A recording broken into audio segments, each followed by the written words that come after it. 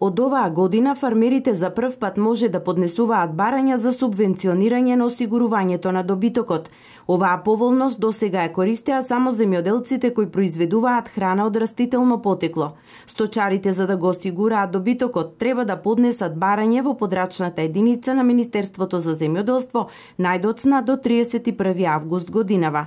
Досега фармерите полисата ја плаќаат целосно, а со измените на Законот за земјоделство од оваа година имаат право да поднесуваат барања за субвенционирање. Земјоделците за осигурување на добитокот во просек плаќале по 12,5 милиони денари годишно, а со 60% субвенции овој трошок ќе ги чини 7,5 милиони денари. Заинтересираните сточари треба да изберат осигурителна компанија и полиса, да платат 40% од сумата, а остатокот ќе го доплати платежната агенција. Очекуван ефект од оваа мерка е да се зголеми сточниот фонд со кој располагаат. Од осигурителниот сектор посочуваат дека со субвенциите од страна на државата се чувствува пораст во земјоделското осигурување. Минатата година имало околу 50% пораст на продажбата на полиси за оваа намена. Годинава очекуваат поголема продажба на полисите за осигурување на добитокот. Уште една новина за сточарите, чија реализација е од јануари идната година, е тоа што државата ќе покрива 80% од трошоците за набавка на високоприносен добиток.